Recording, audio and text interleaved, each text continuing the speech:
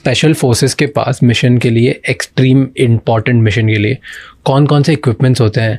Weapons is like our personal weapon is Tavor. क्या होता है वो? Tavor is a assault rifle, Israeli made.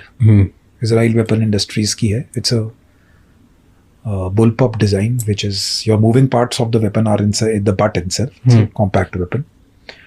Then we have AKs. और कितने shots, कितने rounds? It has got a 30 round magazine, and it can fire in automatic and single shot mode. Okay. Single we have 1-1 करके भी कर सकते हो और single shot टक टक टक भी कर सकते हो और 30 भी निकाल सकते हो. ठीक है. And then we have AKs series. ठीक है. तो AK-47, 56, whatever, 74. That is your, what is the gun? वो अगर आपके पास मेन राइफल है तो उसके बाद फिर वो क्या नहीं, की साइड राइफल? it is अच्छा, you can keep changing. It is depends कि किसको क्या रखनी है. Then submachine guns में we have Uzi and micro Uzi. Those are smaller weapons for room interventions and all. And pistols we have Carl Walther, Glocks. अब Glocks वगैरह भी आ गई हैं. Beretta, Browning, ये सब पहले होती थी.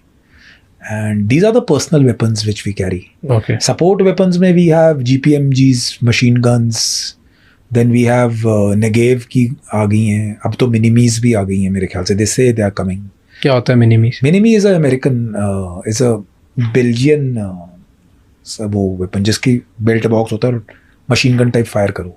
Okay. So it's a support weapon basically. Okay. We have rocket launchers, flamethrowers, C90, disposable RLs. We have long range snipers now. पहले तो Dragunov होती थी. अब तो मेरे ख्याल से Sako और M14 Finland की कोई guns हैं वो भी आ गई हैं. They have improved a lot. Okay. And hand grenades वगैरह हैं. Then in terms of surveillance equipment, night visions आ गई हैं. Helmet mounted भी they are started to giving. Helmet mounted? Basically the monoculars will come Okay. on top. So वो भी हैं और plus weapon के ऊपर sights में भी हैं. Weapons are integral with the holographic sights so that you just have to point the dot inside on the target and shoot. It makes much more easier and it's much more rather than वो foresight और backside को आप align करो इतनी देर में तो निकल जाए. सीधा वो रेड डॉट आया टक टक टक टक. होलोग्राफिक रेड डॉट साइट्स कहते हैं, होलोग्राफिक साइट्स कहते हैं. Okay. उसके बाद आपके पास नाइट विजन्स हैं. नाइट विजन इज कितना भी पिच डार्क हो, you can see it. How far?